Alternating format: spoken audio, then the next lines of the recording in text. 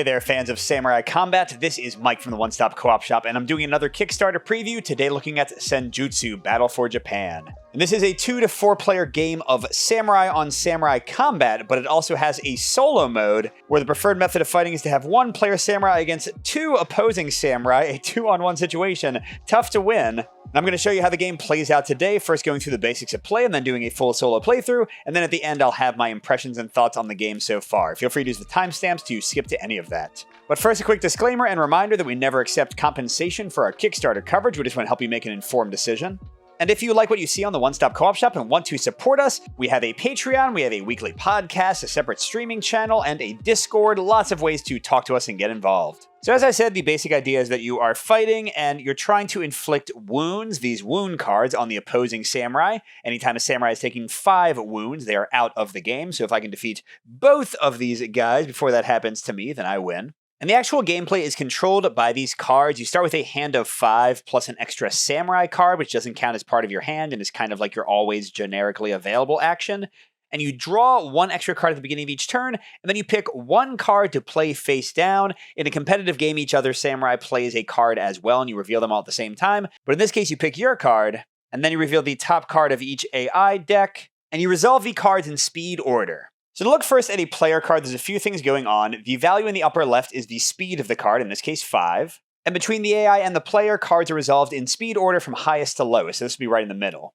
Then you have the card type underneath. The cross swords mean this is an attack. And finally, you have a bunch of icons that shows what actually happens. In this case, you would pommel smash a samurai directly in front of you, the triangle being you with your facing being the point, the exclamation point meaning 1 wound to somebody in that exact hex. And the samurai helmet means you cause an effect to the opponent. The little icon next to that means that you stun them, which means they might miss a turn in the future. And then you have yellow, red, and green. These aren't on every card, but some card effects will move your current kame. You start on this generic space, and whichever space you're on allows you to now activate the matching color effect on cards that have that color show up on them. So here I would get a movement, either 1 directly ahead or to the left or to the right. White movement is optional, black is required.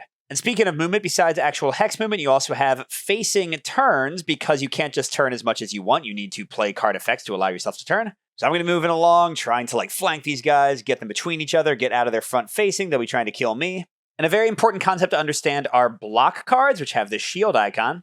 And they are different than most other cards in that they have variable speed. When you play them and see the other card, you get to pick what their speed is. And that's because they will block attacks from enemies in the little shield spaces if the attack happens at the same speed as the defense. So if an enemy was to my right about to do a pommel smash to me, I could say that the speed of the card was 5 to match their pommel smash's speed, and then I would block their attack. And the final card type, just to show it, is meditation. They tend to have a lot of movement and rotation, and often move your kame around to give you different abilities. And for the AI, the cards tend to work the same way, except they'll have 2 different effects based on how far you are from the AI. So here they would do a rolling slash if they were 2 or more hexes away, and they would do a calm defense if they were right next to me adjacent. And honestly, that's about it. The game's pretty straightforward. I'll call out little details as I play, but let's see if I can survive against our yellow and blue samurai opponents. Okay, so looking at what I have field bandages, which has a bit of movement, but is mainly for healing myself up after some negative things have happened to me.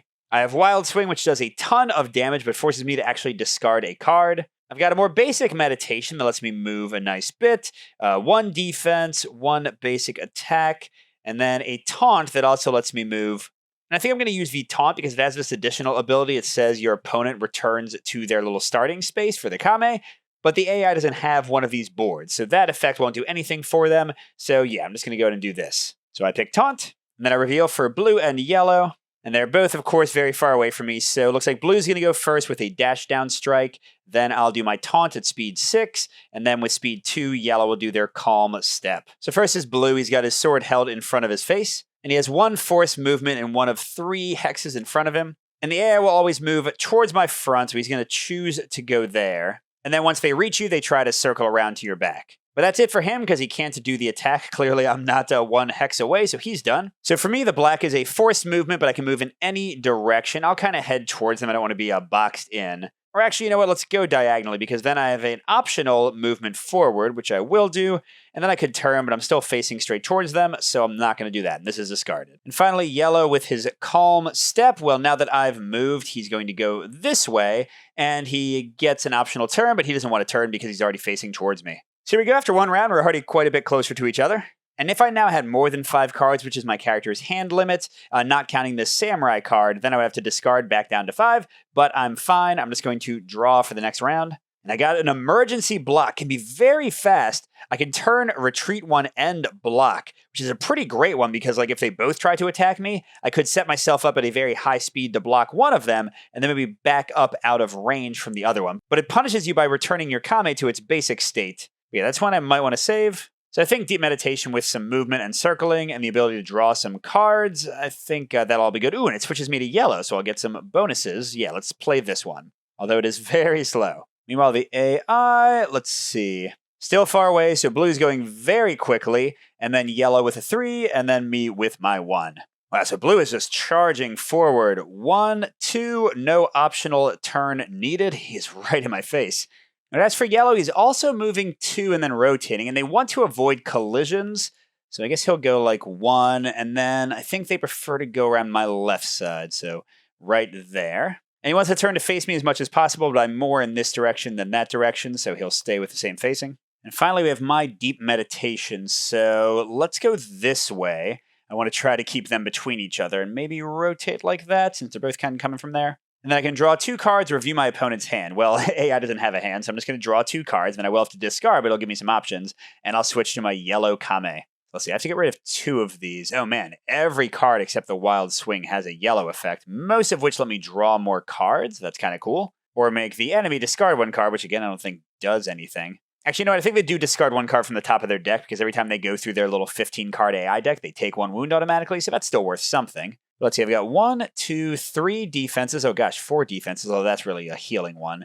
And 1, 2, 3 attacks. Well, the field bandages is assuming I get like a special condition or a stun on me. I think I'm going to get rid of that. And then let's see, we're tied with 3 and 3. This is a very fast block. I think maybe I'll get rid of the emergency block, since again, that's kind of like an oh crap option. And I'll have these 5. And let's draw my new card.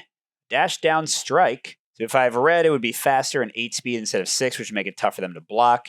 It has some movement and stuff. I mean, that's really the question. Do I want to attack this turn? Well, the Dash Down Strike would actually let me hit the guy. Assuming, of course, that I went faster than him, I could use the black movement to go right here and to slam him for 2 wounds. Although he might hit me back, and maybe this guy could get around him. It might be a bit of a dangerous option, but I like to live dangerously. Let's go that for me. So I'm really hoping that blue is slower than 6 speed. Let's see, yellow's got Swift Mind, so he's going to charge towards me, but not actually doing much. And then, yes, not only is blue not attacking because I'm 2+ hexes away, and it's only when you reveal the card. So the fact that I'm about to move next to him will not change him to doing a quick strike. He's still stuck on Firm Mind. So they're both going to move a ton, probably try to flank around me, but I'm going to hit blue pretty hard here. All right, so let's see, actually, yellow is first with Swift Mind, so he's going to go like 1, 2, and then turn to face me. Hello, sir. Then I'm next with my Dash Down Strike. I will move that direction. And then I'll hit blue right in front of me for 2 wounds. And I would switch to yellow, but I'm already there. And now I mentioned stuns. Stuns actually go into your hand and kind of eat up your options until you play them as your card for the turn and do nothing. Or for the AI, they get shuffled into their deck and we'll give them a null turn later. But wounds don't really do anything. They just kind of sit there and represent you being hurt. So blue is 2/5 dead. If I can take him out, yellow should fall pretty quickly afterwards. But now he's going to do Firm Mind, and he wants to get around me. So he is definitely... Wow, they just got me on both sides, don't they? I got to get out of here. Yeah, so let's see. Am I going to get anything with a lot of movement? Maybe something very fast? Here's a card I didn't talk about yet. This is an instant card. Usually they're played as like a boost to something else, but you see they have no speed value themselves. So like this one lets me, when I wound somebody, play this as an additional card, and I can push them back, which might get them out of position of hurting me. All right, what can I do? I could do a very fast Wild Swing. That would hit blue for 2 more, which would leave him 1 from being finished, but 1 from being finished is not going to be enough to actually survive.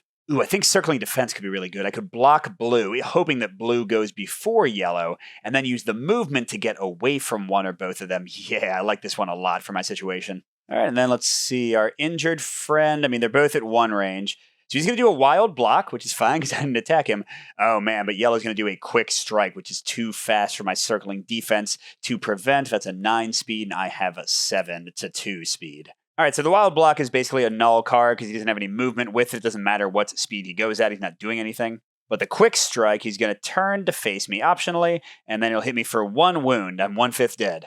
But now I get my circling defense, so I can move, optionally move again. I can rotate some, and I get to draw 1 card with my yellow bonus. So I'll try to circle around blue, keep the pressure on him.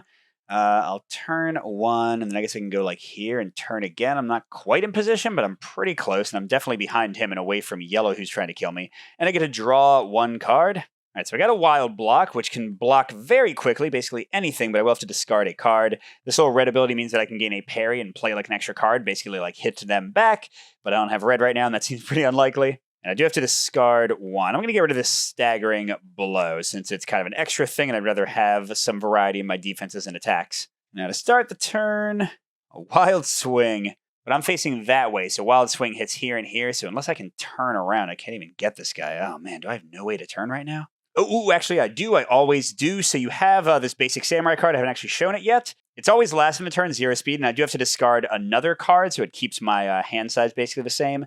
But I can move 1 in any direction and then turn up to twice, or I can draw some cards, or I can change my Kame up to 1 branch, and then it comes back. So yeah, I think this is the way that I can maybe get like around blue and get ready to strike him next turn. So let's play this and just hope that my slowness doesn't make him hit me. But yellow's super far away, and oh wow, lunging thrust. He's actually going to try to get to me, but I don't think he'll be in the right positioning. Whereas right next to me, awesome, calm defense. I was hoping he would not attack me, and he didn't, although he's going to run away. So, all right. All right, so let's see. Blue's going at 6, and so is yellow, but defense goes before attack type. So blue's going to first turn 1 towards me, and then he would block, but clearly he can't. Then he's going to back up 1, which is okay. Okay, then yellow is going to charge 1 ahead, and if I was right here, he would hit me for 2, but luckily not. Oh, and he would also stun me 1. Yes, so that was good that he just totally attacked and whiffed. And finally for me, I can move 1 and rotate twice. So yeah, I think boom, boom, boom seems pretty great. I'm still like slightly to his side. Yellow's not quite in range to attack me, so let's try to punish blue before he gets away. But to pay for this, I do have to discard another card. I don't think I need 2 wild swings, right? Let's get rid of one of those. All right, going to the next round. My new card is Field Bandages again, but no, I'm definitely going to try to attack. So Quick Strike would let me deal 1 damage and then drop to 2 cards. But I think I'd rather get the 2 hits on him with the Wild Swing. Although Quick Strike is faster, so I'll be sure to hit him. But I want to hit him hard. This will get him 1 away from death. So let's go with the Wild Swing. All right, and yellow and blue. Blue's right next to me, so he's going to do a War Cry. He's going to turn and move. Oh, but he has a meditation card, which comes after attack type. So even though we both have 7 speed, I will get him first. Oh, wow, he would have canceled my card, which is awesome. That didn't happen. Meanwhile, yellow, oh my gosh, he's going to hit me hard. Oh, man, I'm going to be almost dead. This is terrible. Yeah, this game is a challenging one when you play a 2v1 in solo like they want you to. In my 1v1 matches, I've often won, but 2v1 I have not won yet. Okay, so dash down strike happens first at speed 8. He charges right into me, hits me for 2 wounds. I'm down to 2 life left. I hate this guy. I hate him. Okay, but then I do a wild swing. Oh my gosh. Wait, hold on. Do I do... Yeah! I just hit both of them for 2 wounds each because each hex is individually checked. So this guy and this guy, that leaves yellow with 3 life left and blue with 1. Hey, maybe I'll go down, but I'm trying to take them with me. But I do have to discard a card and I go back to my base state, so I won't have yellow bonuses anymore. And this means basically until I get a draw power that I'm down 1 card from my hand, because you don't refill your hand, you just draw 1 card each turn. I'm going to get rid of these field bandages. Yes, the movement and rotation could be nice, but it's just too slow. I think I'll need defenses to survive this next round. And we can't forget blue in his War Cry. He's going to turn. He can't move forward. He can't cancel my card. And this symbol means that he moves up the advantage track. And I didn't show you this yet. It's set automatically by your characters at the start of the game, and blue's already at the top. He already wins ties. And which ties do I mean? If the speed is the same and the card type is the same. Like let's say blue and I both played a 7 attack, his would happen first. So it doesn't come into play that often, but it's nice to be at the top. Blue's card would move him up, but he's already there, so it's going to do nothing for him. All right, now I've got a tough choice to make here. If I do the Quick Strike, the 9 attack for 1 damage, on blue, I can just kill him straight up. But then I'll clearly be leaving myself open to yellow attacking, but he might not play an attack. It's always possible he won't. And even if he does, I have 3 wounds, so if it's not a double attack, I'll still be alive. Yeah, man, I'm going for it. I'm going to try to finish blue off and take this down to a one-on-one match. Although, wait, it shouldn't be too quick. Let's see what my other option is. A lunging strike. No, it's slower, and it hits at range 2, not range 1. I don't need that right now. All right, I don't really care what blue's going to do unless he's, like, blocking on speed. He's blocking on speed 9. I despise you, buddy.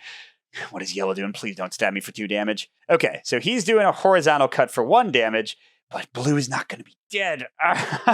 Gosh, what are the chances he would draw the exact block? Like, only a wild block would have been fast enough. God, what a jerk. All right, so I can do an optional move forward, but I clearly can't fit there. I could turn, but I don't think I want to. And then I try to attack him, but his block also happens at speed 9, and my attack is canceled. I don't have yellow anymore to draw 2 more cards. I wish I did. And then yellow's doing a horizontal cut. So first he wants to turn towards me optionally, but he's already there. Then he wants to move diagonally, and he's attacking 1, 2, 3, so he will hit me for 1 damage. Darn it. I only have 1 life left. This is terrible. All right, I'm in a bad way here. I got another staggering blow. I'm thinking wild block is faster and would block both their stuff, but I'd just be in the exact same situation. They could even circle around me more. It might not be fast enough to survive, but calm defense will let me block, well, at least blue. But then I can retreat and rotate. Oh, but only at speed 2. There's a really good chance yellow would kill me before I would even get out of there. Oh, man, and the fastest I can attack blue again is a pommel smash at speed 5. Although, no, I don't have red to move with it. So I could, like, try to attack blue and just hope that literally yellow doesn't attack me at all. Is that my best option? It's only speed 5. This seems like a terrible idea. Okay, we're gonna try it. All right, so I need blue to not act before speed 5 and not to block me. So him striking at speed 6, that seems like probably a bad thing. I need yellow not to attack me at all. So him attacking me at speed 9. Okay, nothing went my way here. Although, it was a pretty low probability anyway. So I'm winding up all ready to smash him with my pommel strike when yellow just goes blip and stabs me. And just for good measure, blue goes blip, blip, and stabs me. Wow, for 2 damage. So I'm like ultra dead. And then after all that happens, my corpse tries to do a little pommel strike into nothingness and falls over in agony. So that was Senjutsu. As you can see, it's a super quick playing combat game, but let's get to my thoughts on this one. So first, full disclosure, I am a big fighting game fan, especially you've seen me talk a lot about the level 99 fighting games, Exceed and BattleCon especially. I've designed solo modes for both of them, so I like this type of game. I like 1v1 or sometimes 2v1 fights with cards that are revealed simultaneously. Like, all of this hits a lot of my buttons, and I appreciate it.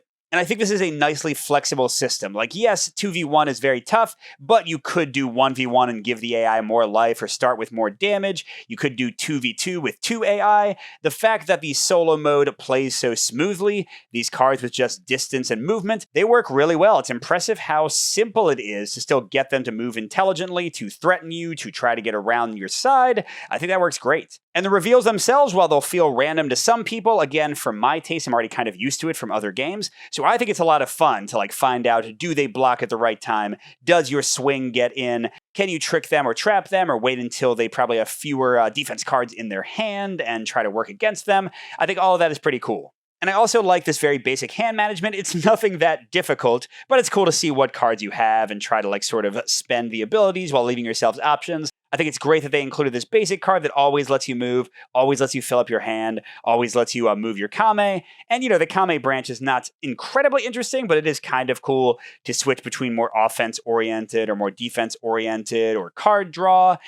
And a cool thing that goes along with that I didn't talk about yet is that while I was using the basic kind of starting decks for my character and for the enemy characters, this game has deck construction if you want to use it. So you can build a character that's all about red Kame and try to always stay there. You can build a character that has tons of movement, that has more blocks than normal, that has a bunch of parries, that has really long range attacks. You can make the exact character you want. Now, I'll be 100% honest that deck construction is not my favorite. You've heard me talk about that before, especially if you listen to the podcast about games like Lord of the Rings versus Arkham. I definitely like minimal deck construction. And honestly, my preference for games is for the designers to have made the decks and characters for me, so I'm much more excited by something like Spirit Island, or for fighting games like this, Exceed and BattleCon, or Sentinels of the Multiverse, than by something like Marvel Champions or Lord of the Rings, or this game where I have to make the deck myself. But some players are going to absolutely love this. The options, the customization, making your own character unique. But again, it's not entirely to my taste, so I think if I end up backing this game, I'll probably do very minimal stuff, like just change my decks a little bit, try out very simple combos, but not get too much deeper than that. I think it's more for other players than for me. So those are two potential concerns. Some players won't like the random flips and how that can impact your chances. Some players won't like deck construction, like I don't much.